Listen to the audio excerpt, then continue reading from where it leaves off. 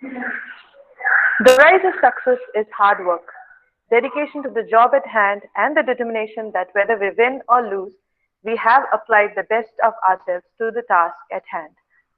A very good morning to one and all.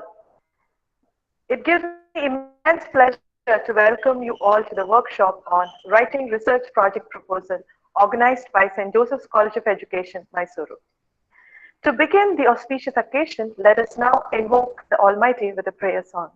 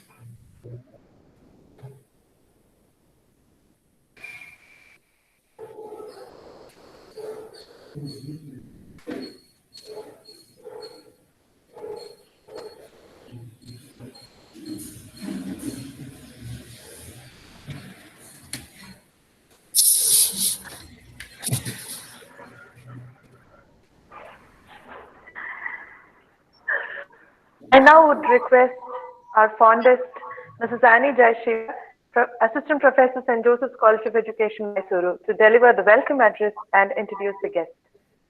Over to you, Annie, ma'am. Thank you, Shalom.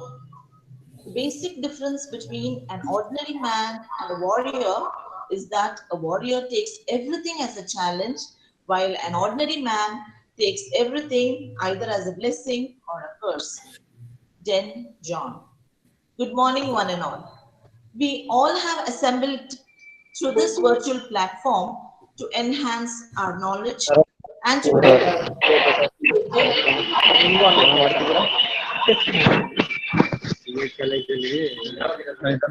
I request all of you to mute your audio to enhance our knowledge and to be motivated to become research oriented and to bring about a change in our respective fields. Today's workshop on writing of research proposal is organized to make us more professional and focused. Without the supremacy of God, nothing worthwhile can be accomplished. We began the program by invoking God's blessings through the prayer song and welcoming God in our midst. Reverend Father Vijay Kumar, Secretary and Correspondent, MDES, has always been supportive in motivating us in organizing such important events. It is my duty to welcome Reverend Father in his absence. Reverend Father Nehru Muthu, Administrator, is a young and energetic person, always working towards the betterment of the institution. Hearty welcome, dear Father.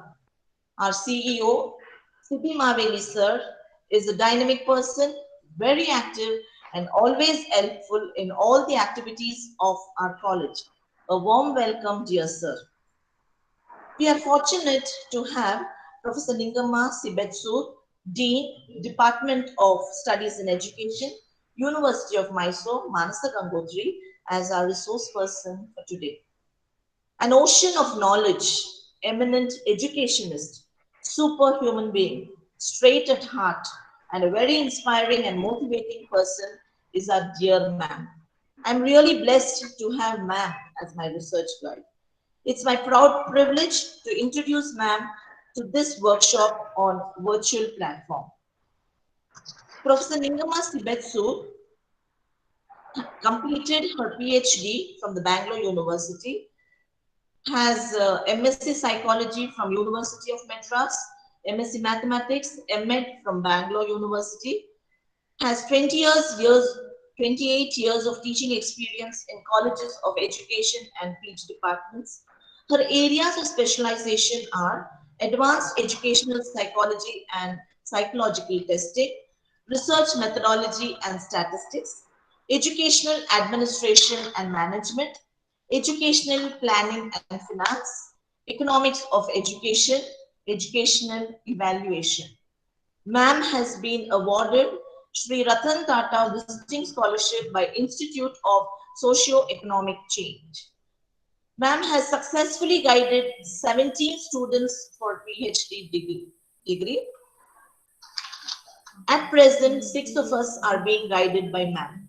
Ma'am has, to her credit, 48 publications in reputed, recognized journals. Ma'am has served the University of Mysore in academic and administrative bodies in various capacities, the highest of which is the in charge as the Vice Chancellor of University of Mysore. Ma'am has membership in her other universities in academic and administrative bodies. Ma'am has coordinated refresher courses, has 3 books to her credit, has 9 projects, has completed 9 projects, ma'am has been resource person for around 62 seminars, workshops, webinars, and special lectures. Has presented 19 international level papers, 37 national level papers, 2 state level papers. We are really fortunate to have you, ma'am. On behalf of all of us, a warm welcome to you, dear ma'am.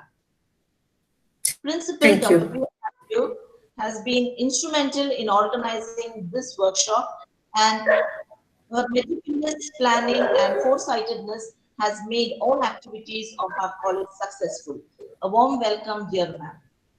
I take this opportunity to welcome all the enthusiastic participants from St. Joseph's College of Education, St. Joseph's First Grade College, St. Joseph's Women's First Grade College, Sathagalli.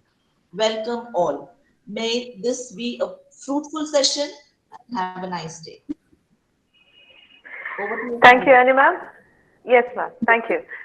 May I now invite the chief guest, Professor Ningamma Sibetsur, Dean, Faculty of Education, University of Mysore, to address the gathering and to present her valuable inputs to all the participants aspiring to embrace research projects.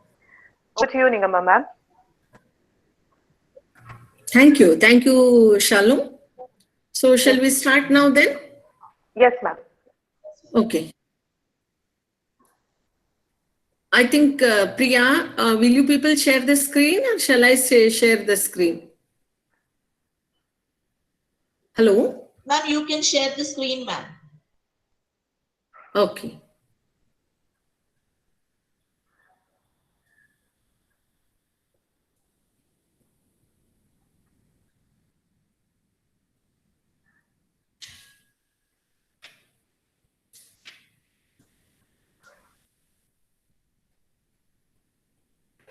Oh, I'm not getting the screen share options in your Google Meet page.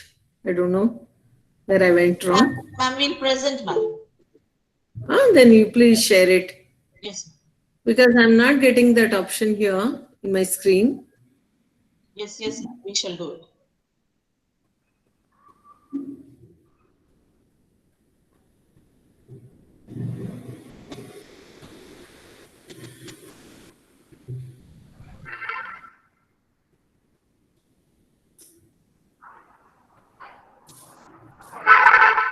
Good morning. Shall I start now? Yes, ma'am. Yes, friends. Shall I start? Yes, yes, ma'am. Okay. So, um, nice to continue our previous workshop. I think all of you remember that we had a workshop on writing objectives. Yes, yes. Okay. So it's in continuation with that. So let us begin or let us start thinking of how to write the proposals, of course, with a logical framework. Now, this is a course on writing effective project proposals.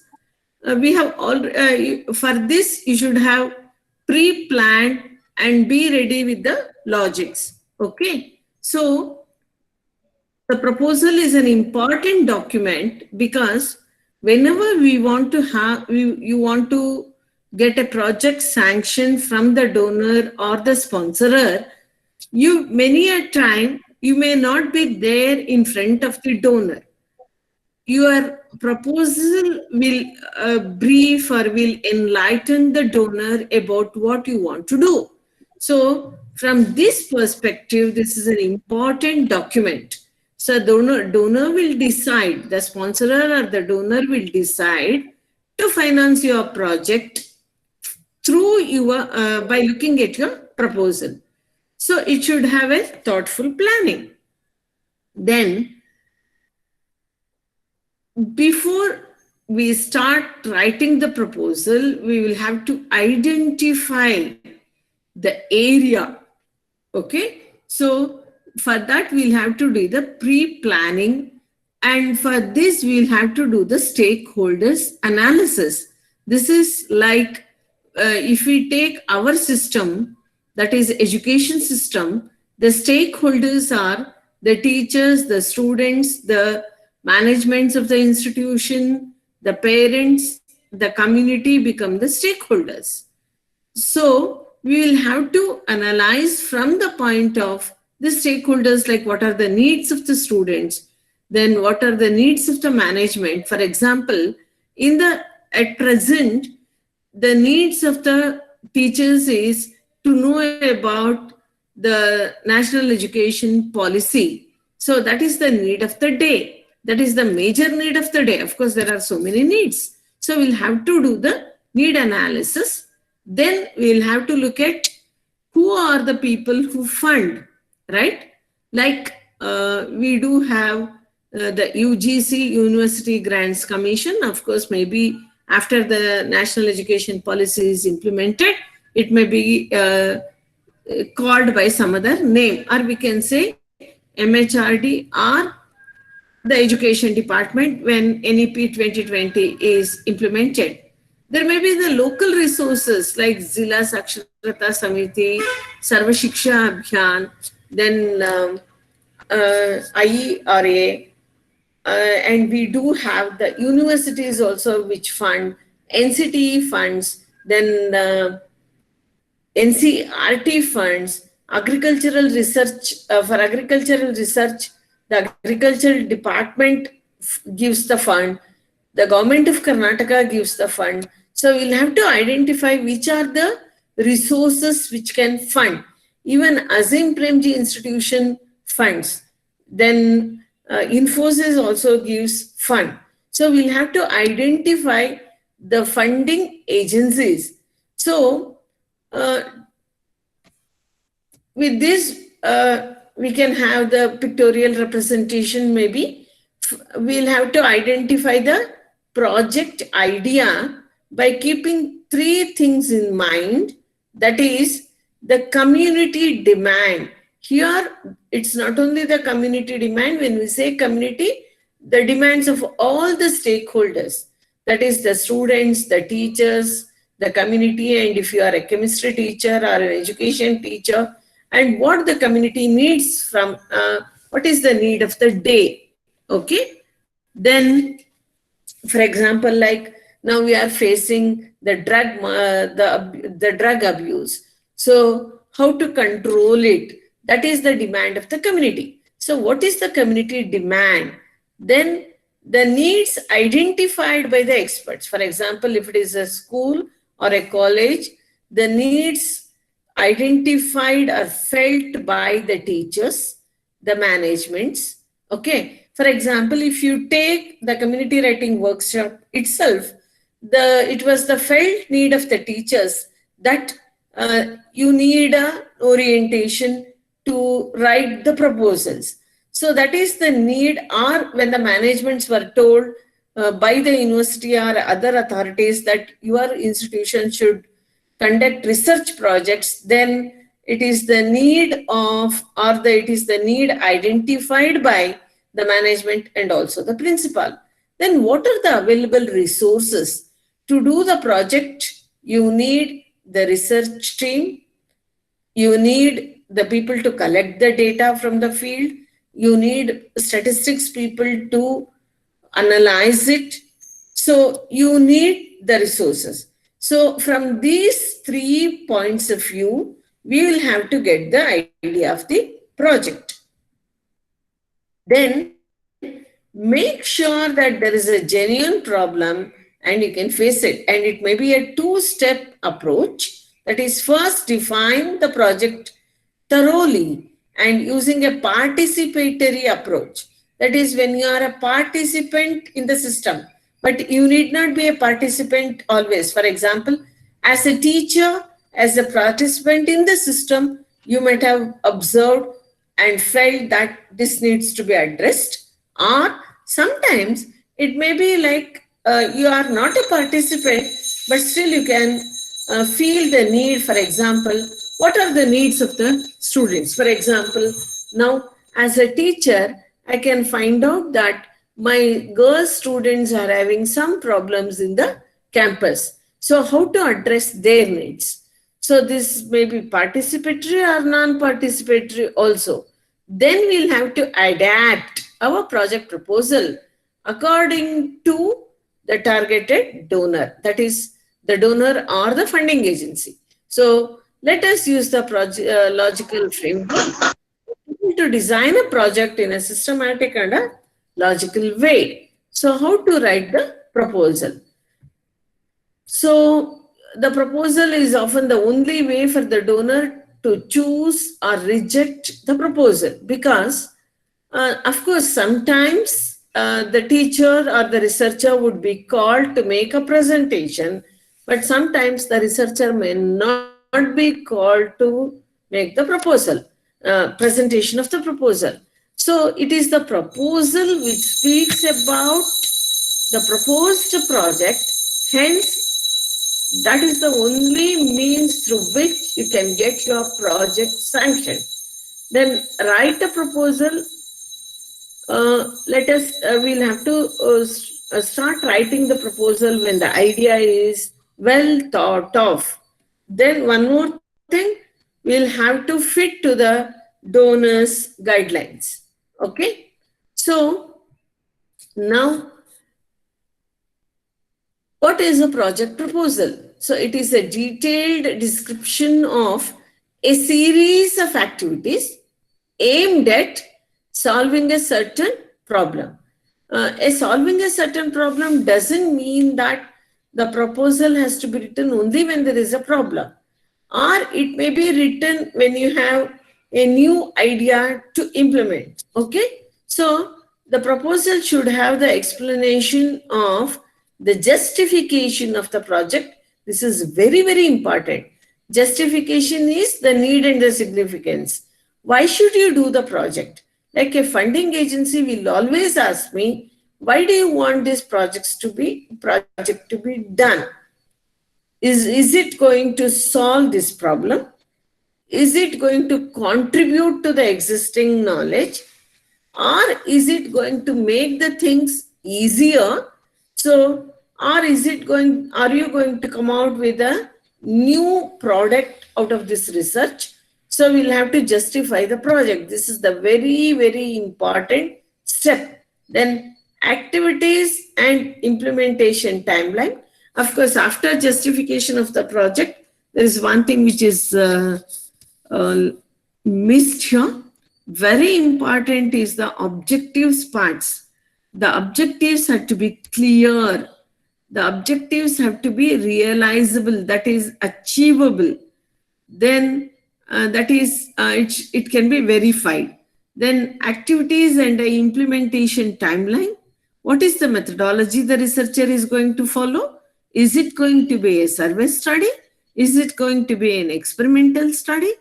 Or is it a status study? So the methodology has to be spelled out. Then the human resources required, the materials required, and the finance required. So these have to be there in the proposal. Then a concept note has to be there. A concept note is a summary of a proposal containing a brief description of the idea of the project and the objectives to be perceived. That is, it's a summary. So it will have the main points. Then the concept notes are prepared for some financing programs. Funding agencies require a concept note before the submission of a full proposal. Like if they agree with the proposal, then if they agree with the concept note, then they may ask you to write the proposal. So, but some agencies don't require the concept note. They directly ask for the proposal, like UGC, then HRDCs, they ask you to write the proposal directly. So then donors without a formal call for the proposals. Like sometimes for our governments or the agencies ask for the expression of interest. Expression of interest is nothing but call for proposals. So at that time, the concept note is not required because the funding agency itself is having a concept note. But if you are, for example, now this is the time everybody is talking about National Policy on Education 2020. If you think that you will have to give an orientation, it's very much required. Then you'll have to prepare the concept note because it is not yet asked by the researcher. Okay, it's not yet asked by the funding agency. So at that time, the concept note becomes essential. Then package your project into an attractive proposal. Let us follow the logical framework. The background of the problem would be the problem, the solution, and the sustainability. How long the solution is going to be endured upon. Then ensure the matchup between the problem, the outcome, and what is the means you are following to arrive at those outcomes. So it is the problem, means is nothing but the methodology, outcome, that is nothing but the results or the expected outcome, or that's what we write at the end, the findings of the study. So many donors want the logical approach. So let us see that we will not leave a problem unsolved. Let us not identify the outcomes that do not correspond to a problem. For example, like if I am taking up a project for some intervention, like a new method of teaching you are trying to come out with, then the outcome of that project would be the increase in the achievement or the enhanced achievement of the student. Then our findings will be only with respect to the achievement in that particular subject. We will not try to identify whether it will result in his in the improved health of the students or the social maturity of the students, etc., because our focus is only on increasing the achievement. If my new package or the strategies are intended at the social increased social maturity, then I will not try to have an outcome with respect to the achievement. For example, for the sake of my degree college teachers, like if you have an experiment based on maybe say conducting an experiment smoothly, then you'll think of only conducting the experiments in the laboratory and you will not have an outcome related to the field. Okay, so so our outcomes, the expected outcomes should be related to only the research problem which I have taken. And sometimes there are some questions which are unanswered and which seem to be not able to be answered. Then let us not take those questions because ours is time bound project. Then let us not propose the activities that are not related to the problems and outcomes. It's the other way of saying the previous one.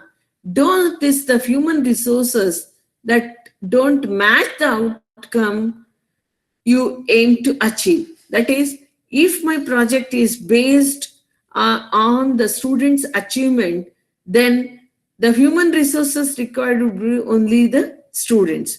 So there we will not talk anything about the parents because the parents are not involved in the project. Okay. Now, let us have it into three phases. So one is, let us be clear with respect to the language. Let us use the simple language. Let it not be Shashi Tharoor's language, a flowery language, all that with similes and all we don't require. It should be, unless it's a language project. For other all projects, the language should be simple. It should be future tense. For example, when our students, we ask them to write the dissertation proposals, they have sometimes they copied from the previous reports and everything will be in past tense. So it shouldn't be like that, because it should be in future tense, because we are expecting these things to be done. Then let us be concise and logical. Let us not elongate it.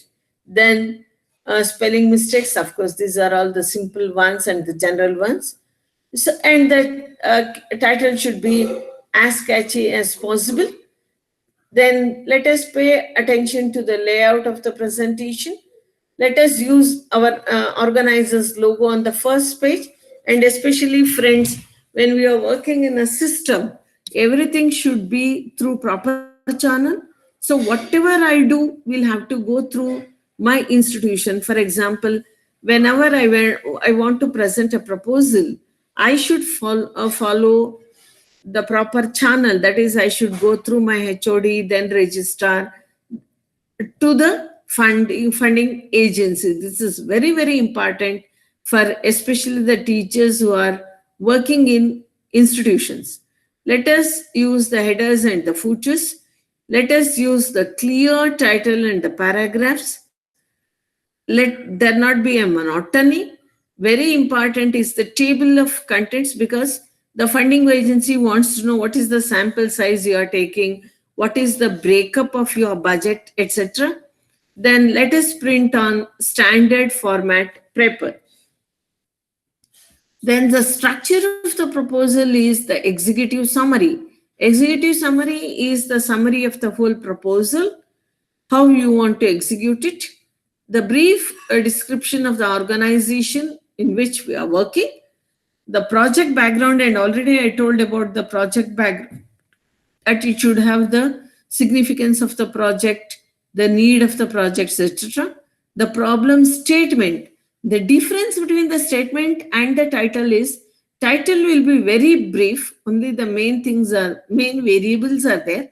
But in the statement, we will be specifying maybe the sample and also the area. For example, if I want to find the effectiveness of a strategy, then in the title, I'll say effectiveness of teaching thinking skill strategies on achievement. That is the only title. But the statement of the problem will be the study of effectiveness of teaching thinking skill strategies on the achievement in mathematics of 9th standard students of Mysore city. So I have set the sample, that is, it is the 9th standard students, and from where the sample is chosen, that is from Mysore. So this is the difference between the problem and the statement. The goal and the objectives are very, very important. I think I'll have to recall now that most of you attended the previous workshop wherein we spoke about the objectives. That is, objectives should not be ambiguous. Objectives should be in terms of the specific behaviors, or it should be achievable. So that is very, very important. And this we discussed in the previous workshop. If the objectives are right, then I think 50% of the project, we are ensured that to the extent of 50% that the project will go on smoothly, because the methodology is based on the objectives and the analysis is based on the methodology, and the findings are based on the analysis. So this is a chain from objectives to methodology to analysis to findings to to results. So objectives will have to be very, very clearly stated. Then who are the beneficiaries?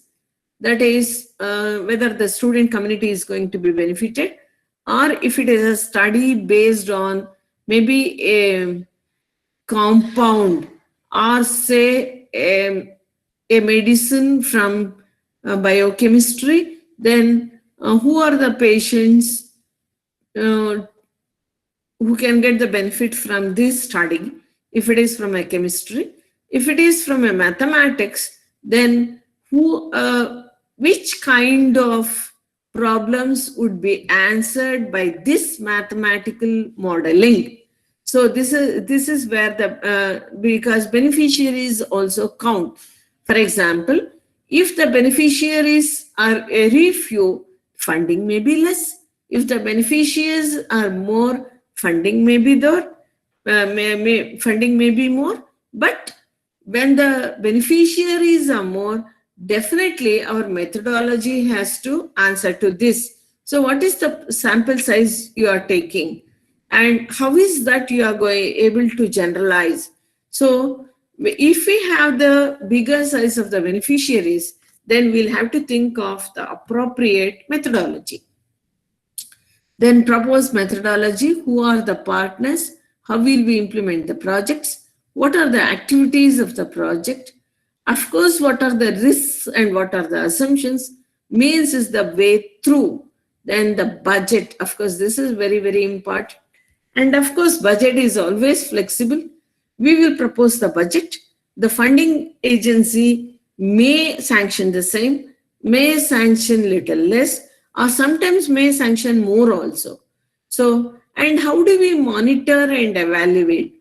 Do we evaluate the project through quarterly report or through half-yearly report, or like there are funding agencies which want to monitor at the interval of a month, a fortnight, etc. Then what is the sustainability? How long the solution is going to stay? Then what are the annexures? So this is very, very important, the proposal structure. Then what is the executive summary? Why is it important? It is the first part that is read. Most of the people, if they are not satisfied with the executive summary, they will not proceed. So what is the first part of it? Sometimes the only part this is read, this can be used by the donor to communicate to others about your project.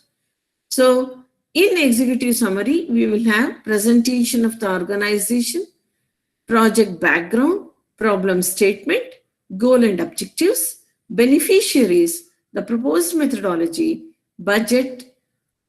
Of course, all are there, but it's in brief, it is summary. So in executive summary, we'll have to write carefully. It has to be short. It should not be a cut paste. That is, you'll have to write in your own words. Why is it important? Because it enlightens or it informs the donor about the purpose to establish the credibility and image of a well-managed organization that meets the critical needs in its area. For tips should not be too long. If we are approaching a new donor, let us attach an appendix, an organization brochure, and the last annual report. That is to show that the organization is continuously doing good work. Then presentation of the organization in contents. Who are you? That is, what is the institution? What is the vision, mission, etc. History and the significant factors, interventions, the track record of maybe 20 years, 50 years, etc. Then expertise in addressing the problem or need. So how many experts do you have in the subject? Do you have the statisticians if required? So all these are there in the expertise part. What is the organizational structure? Major resources and sources of support. So maybe the physical resources, the human resources, the financial resources. Then what are our affiliations, accreditations and linkages? Because the accreditation show, for example, we are accredited with A+, B+, C+ by NAC, etc. Then in the project background, who took the initiative? The person. And does the project fit into an existing development plan or program? For example, we have some 5 years plans, or now Sarva Shiksha Abhiyan is having some programs to bring the students from the school dropouts to the classroom. Then is the first phase of the project or continues an activity already started? Sometimes we will have already done it to a particular section of the population. We want to do it for another section of the population. So is it so? If continuing, then what has been the main results in the previous phase? Then what studies have been done to prepare the project? Who else operates in this field? So this is with respect to the education people have said. For example, if it is a mathematics teacher and he or she wants to come out with a mathematical model, who thought of it in the beginning? Have you already developed a mathematical model for a few problems, or is it the first time you are doing it? Then if you have already done it, how it has helped the people, to find the solution of to the problems of maybe from the medicine field or some other field. So all this background will have to be given. Okay. So if it is a study from biochemistry, then who has taken this initiative? Then have you already prepared some or suggested some compounds for the treatment of a particular medicine? If so, how it has helped? Has it was it found effective in treating any particular uh, disease, or is it the first one which you are trying out? So all these have to come in the project background. Then what are the tips we can have? The project arises from the beneficiaries or the local partners. So I was always telling you that if the beneficiaries are more, then the methodology has to be little updated, so the funding may be more. Then we'll have to know the local context very well, because what our local community wants, then we should have the experience needed to run the project successfully. Then you have been successful before. Then problem statement, I was telling you, it gives the um, or it has the specification with respect to the population and the area. So unless the donors are convinced that there is a real problem, they will not agree. Therefore, a good problem should concern people. I was telling you, we'll have to mention on whom it's being done or for whom it's being done, and will have to be concrete and demonstrated. It should be solvable. It should come from a demand, like people are asking for it, so I am doing it. Like a mathematics teacher says that many people have approached me that they have this particular problem in physics or chemistry or say biomedicine, they are not able to get the solution for this, or they have approached me, so I am developing a mathematical model for that. So it should be from a demand, and it should be an emergency or priority. For example, now during this pandemic COVID-19, many Ayurvedic doctors were also trying to find out the Ayurvedic medicine for this COVID-19. So this is because of the emergency, and many people were telling like it should be done fast so that the spread of the pandemic can be stopped. And I was telling you it should describe the scope and size of the problem. I was telling you it should be 9 standard students, then of Mysore city, etc. Then what are the immediate causes? What are the underlying causes? Then what are the effects of it? How does it affect people? That is, help people. Why does it have to be addressed? That is significance. Why now and not later? The goals and objectives, friends, I think this already we discussed in the previous workshop. So, project purpose or specific objective. So, let us describe the objective of our project in responsible to the core problem. And friends, let us remember that it has to be specific.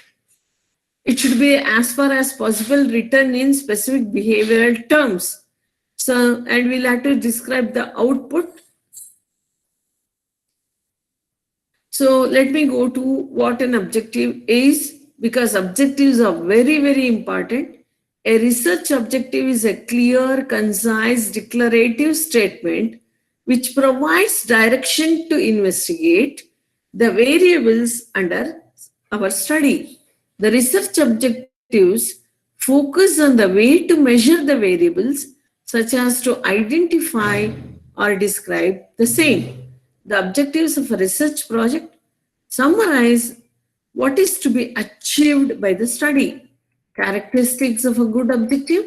A research objective is a concrete statement describing what the researcher is trying to achieve. A well-known objective will be SMART.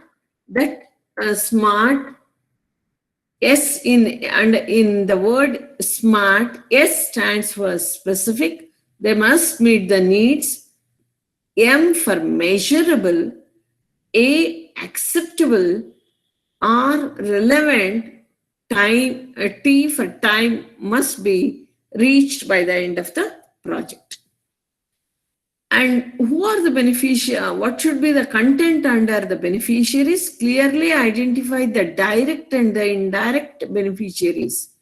So, for example, if you want to stop the abuse of the drugs, if you take in the present context, the direct beneficiaries may be the drug addicts. The indirect beneficiaries may be the parents. So, what is the direct support to target group? Indirect benefits to others, how many, where, and characteristics. Specify how and what stage they will be involved in the project.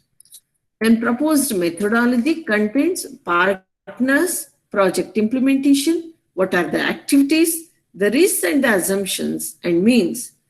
So this is also very, very important because I was telling you that if the beneficiaries are more, then the methodology will be different. And who are the partners?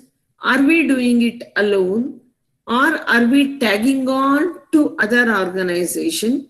For example, a mathematics teacher, when she is developing a mathematical model, she can, if it is a physics problem, she can have a partner from physics department also. Then how are we going to implement the project? Then what are the activities? And as see, for example, if I'm a teacher and if I'm trying to find the effectiveness of the yoga, practicing yoga on the students' achievement, then I'll have a partner from yoga school also. Then what are the activities? So all these will be there under proposed methodology. So let us, and we'll have to say very specifically who are the main partners and the other partners. Then we'll have to provide the information with respect to the goals, the area of intervention, the relationship with beneficiaries. For example, if it is a yoga package, then what is area of intervention? Are you going to conduct it during the classroom, during the regular class hours, or before and after, etc.? Then the cooperation track record, how was it? Was it taken any time? And if so, how? Then type of partnership. Are you involving them only to take suggestions, or are you involving them at analysis stage also? Then what is the role of each partner? Then project implementation. So what is the rationale for selecting that methodology? If it is an experimentation, why this kind of an experimentation? If it is survey, why these populations, why this sampling size, and why, which is the sampling technique, etc. Then we'll have to spell out the roles and responsibilities of all the project stakeholders very clearly. So we'll have to use the chart to show the project implementation structure. Then propose what are the activities, that is the design of the study, what will be done, how it will be done, by whom it will be done, where it will be done, and when will it be done. Suppose this is effectiveness of yoga package, then which are the yogas? Are you going to practice the yoga? Then how will it be done? Will the demonstrator demonstrate and make the students do, or along with him, or first teach and then along with him? By whom? Will you have an yoga teacher? Where? Is it in the school premises or you will go to the yoga center? By when? Is it in the early mornings or in the evenings or at both the timings? Okay, so this, like if it is a package for stopping the abuse of drugs, then how are we going to do it? Are we just going to give an orientation program to this? Or are we going to take them to a rehabilitation center and show them the stage the drug addicts have reached. Okay, then who is going to do it? Where are you going to do it, etc.? Tips: let us be as precise as possible. Cluster activities by expected results. Then let us use a work plan to summarize. Then proposed methodology. If we have any training program in that, how many persons, for how long, when are we starting, which methodology will be used, is it a seminar or in-house training or both, etc. Then why this training is necessary, which new skills will the trainees acquire. Then what are the risks? Risks are the external factors that could potentially jeopardize our project and which are beyond our control. For example, we have planned our project, but we do not know. Like yesterday's band was unexpected, so we may have to stop. Or if we had thought of something, this 6 months of COVID-19 pandemic has extended all the activities. It couldn't be done. And assumptions. So we'll have some assumptions or things we are expecting in a certain way. It's important because it helps us to assess the factors which could jeopardize our project. It helps in examining the project for the competencies and the consistency. And what are the means? What are the human resources? Here we'll have to say the roles and responsibilities. Like, who are those who are preparing the strategy? Who are those who are implementing? Who are those who are tabulating or scoring? Who are scoring and tabulating? And who is analyzing? Who is interpreting? So the task will have to be assigned, or it will be distributed, and that distribution should be shown here. What are the material resources required? So the material resources may be some worksheets sometime for the students, or some instruments if it is a science experiment. So what are the resources? It may be the space also. So we'll have to show that. Then budgets. So how would be the budget? So how much you'll be spending on the stationery, then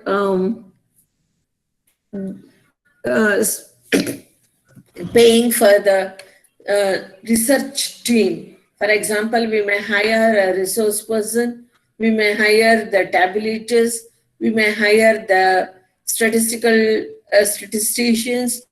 So how are we going to distribute it? Then tips: let us prepare it using our action plan. Let us not inflate the budget. Let's not quote much. Then let us carefully follow the donor's requirements. Divide our budget into years. So actually we have two types: recurring budget and non-recurring budget. Non-recurring budget is it's given only once, like for buying the books and journals, for buying the equipments, it's given only once. So it's non-recurring. Whereas the stationery and other things are continuously given over for the period, because that is recurring budget. It's very important because for monitoring to assess whether the project activities are on track, evaluation to assess whether the project is effective, efficient, and has an impact. Then the contents will be what will be monitored and why, by whom, and how often. That is, whether there's going to be an expert committee to review the progress, or will it be a single individual, whether the team members meet, or it's sent there, it is sent to the expert. For example, like in Institute for Socioeconomic Change, the report will be sent to the examiner, and UGC has also adopted this. But some institutions like Pondicherry Central University, they are calling the expert and the reports will be presented before the expert and the committee. So how often is it done? Is it done yearly or half yearly or quarterly or monthly, etc.? Then what are the tools to evaluate? Sustainability is very, very important.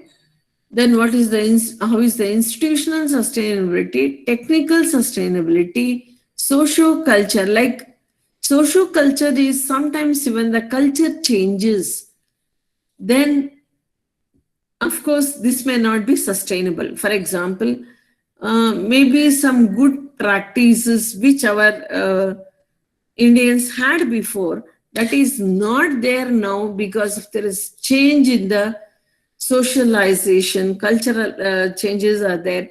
We are getting westernized a little. For example, we were only adopting to the Namaste pattern of greeting people, but now we started shaking hands, then hugging, etc. So that namaste was getting seized, but again, because of this pandemic, I think we are resorting to the old one. So sometimes it's not culturally uh, possible. For example, using plastics, etc.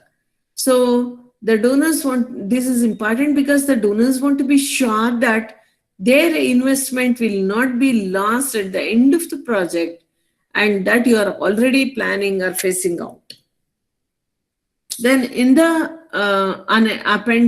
appendix, we'll have a glossary, maps, if you are adapting to any using any statistical techniques. Not that all have to be there for all. It depends on the kind of the project. For this, we'll have to refer the appendices in the proposal. If something is crucially important, then we'll have to write it in the proposal that it is enclosed. Then we have to add a table of contents for the appendices. Let us put the number on each page of the appendix. Let us have a separate appendix by a colored page. Major types of research. It may be descriptive research, that is, if it is a status study, like in Mysore district, how many ACSCs students are pursuing higher education, and in that, how many are pursuing science, commerce, etc. Then, what is the trend? Are there any? What is the rate of dropouts, etc.? Analytical research is why is it happening? Applied research is I'm applying a new technology. I'm trying to use I'm trying to find out the effectiveness of the smart books, or now the effectiveness of the Zoom, effectiveness of the Google Meet, effectiveness of uh, one more is there, no? That is Cisco, etc.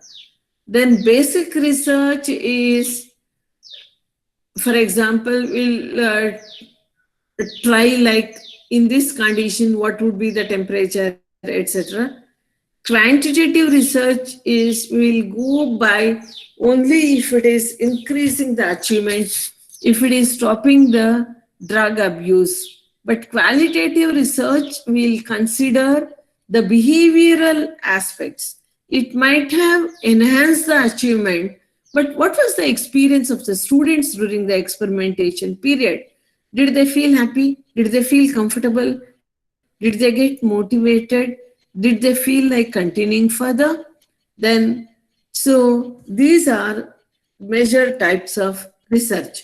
So I think already described descriptive surveys and the fact-finding inquiries. Purpose of the description of the state of affairs as it exists in the present. Ex post facto research, that is, we have introduced some intervention. What has happened afterwards? The researcher has no control over the variables. Here, the researcher has control over the variables.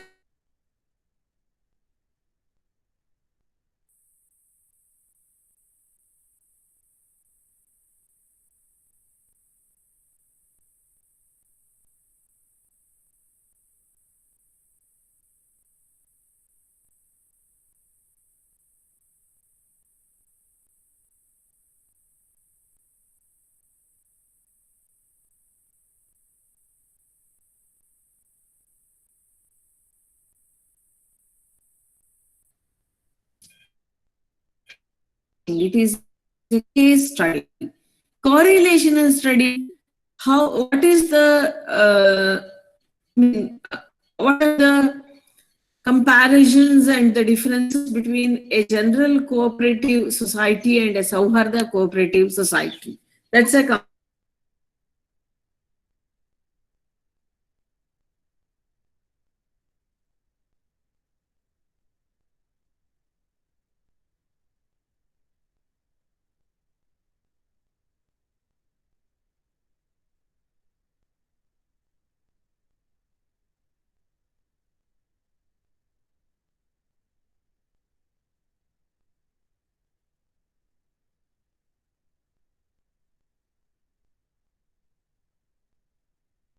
Available the presentation.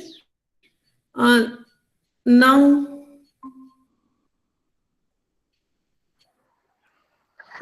Uh-huh. okay, what is the use? Sorry, ma'am, there was some technical issue. There was some network error in the end. Was it? I mean, only in the end, ma'am. Where, at what time? I mean, the last slide. From where should I repeat? The last That's slide. analytical research, right? Yes, ma'am. The analytical research. Okay. I couldn't make out. Okay, sorry. I'll repeat No it. problem. Yes, ma'am. So, analytical research will have in-depth study and evaluation of the available information, right? Like Yes, now ma'am. there's a complex phenomenon. We'll have to, like, for example, like now we are all worried about the drug abuse. So why did it happen, right?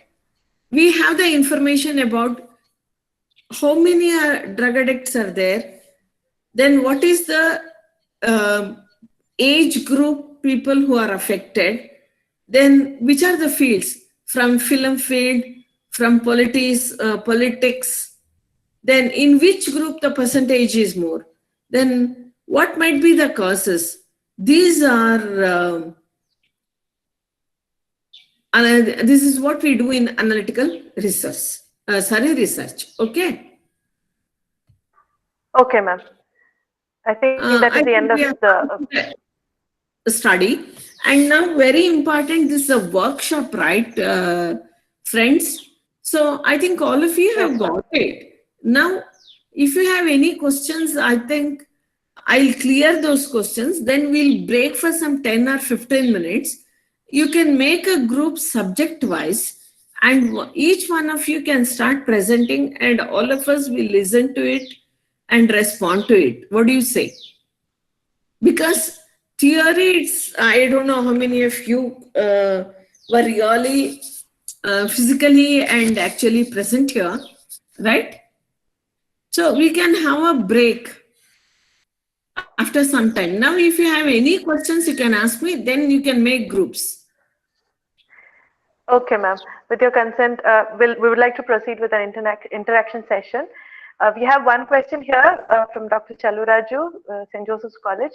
If the project has a survey mode, what are the preferable sampling techniques and quantity of the sample? What are the sampling techniques and? Quantity of the sample. What should be the quantity of the sample? Size of Preferable the one. sample. Why Chaluraj is using the word quantity and not sample, I don't know. Forgotten AMED research methodology, I think. Okay. See, it all depends upon, I was telling you about the statement of the problem. Like, if it is a state, then see, of course, we do have two ways to select the sample size. One is De Morgan's rule, right? All of you might have learned that. There we have a table in which the sample size is given according to the population size. That is one way. For example, if the population size is 1,000, then what may be the sample size? So we have the De Morgan's rule and ready table is there. That is one thing. But that is not always feasible. So at that time, we may resort to 10% of the sample, 5%, sorry, 10% of the population, 5% of the population. So like that, we take it. And I remember one thing, and sometimes it goes by the wish of the funding agency. I did a project on adult project for adult education department. That is, we call it ಕಲಿಕೆ ಗಳಿಕೆ. ಕನ್ನಡದಲ್ಲಿ ನಾವು ಕಲಿಕೆ ಗಳಿಕೆ ಅಂತ ಯಾರಿಗೆ ಹೇಳ್ತೀವಿ ಅಂತಂದ್ರೆ, ಇಲ್ಲಿಟ್ರೇಟ್ಸ್ಗೆ ಸ್ವಲ್ಪ ಓದೋದು ಹೇಳ್ಕೊಟ್ಬಿಟ್ಟು ಅವರು ಗಳಿಸಿದ್ದನ್ನ, ಅಂದ್ರೆ ಲೇಡೀಸ್ ಕೋಆಪರೇಟಿವ್ ಸೊಸೈಟೀಸ್ ಎಲ್ಲ ಮಾಡ್ಕೊಂಡು ಏನೋ ಒಂದಿಷ್ಟು ದುಡ್ಡನ್ನ ಅರ್ನ್ ಮಾಡಿರ್ತಾರೆ. ಆ ದುಡ್ಡನ್ನ how they are going to use it ಅನ್ನೋದಕ್ಕೆ ನಾವು ಒಂದು ಗೌರ್ಮೆಂಟ್ ಸ್ಕೀಮ್ ಇದೆ. And it was an evaluative study. Okay. And it was one more project was continuing education program. Like for the adults, the rural adults, the department conducted some small, it was classes, simple classes, like how will you write letter? That is the basic literacy through prereks and upaprereks, etc. So I did the evaluation of both. In that case, the department, when I wrote the proposal for stating that this is the sample size for this population, etc., they rejected. They said, no, we want you to consider the whole population. That is also there. So, but usually the rule is De Morgan's table. Okay.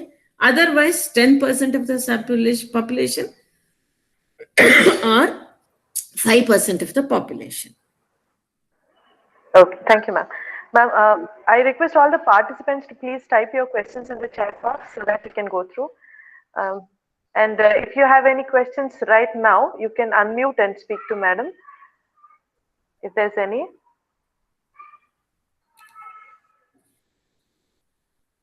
Even the degree college teachers, if you want any clarification, like if you want it with respect to your subject, please come out. Because I tried to take the examples from physics, chemistry as far as possible. So Kannada teachers may be there. I mean, all language teachers may be there. History teachers may be there.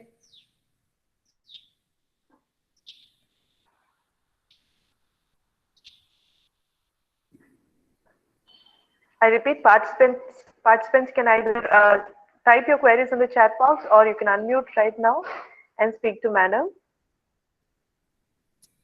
There are no questions, Shalom, even in the chat box. I accept Chalvaraju's question. Yes, ma'am. Ma'am, maybe because it is much clear and we are supposed to start working over it, as you said. No, there are two things. Either everything is clear or nothing is clear. Okay. Probably it. Yes, ma'am. Are you people there present? Yes, ma'am. We are all here. You are here. Then yes, what you can do is you can divide among yourselves subject-wise. Okay, ma'am. And you can circulate the proposals copy which I have sent. Okay. Okay. Yesterday, yes. I think Nageshwari has taken it. You can distribute those copies also. So you divide subject-wise. Let us have 15 or 20 minutes break. Then we can meet. And then we can, each one of you can start sharing. Then all of us will listen to it. Then we can unmute and speak. What do you say? Okay, ma'am. So now I think let's have a 15 minutes break, and then we'll get back to same. And you see there, you people divide yourselves into the groups and write the proposal very briefly. I know it cannot be done in 15 minutes. Objectives you write, budget, yes, ma'am. And the methodology. Methodology, very important is methodology. So you write the methodology part. Let us have 15 minutes break. If you want, you can even take 20 minutes break. I don't mind, because you'll have to think of and write.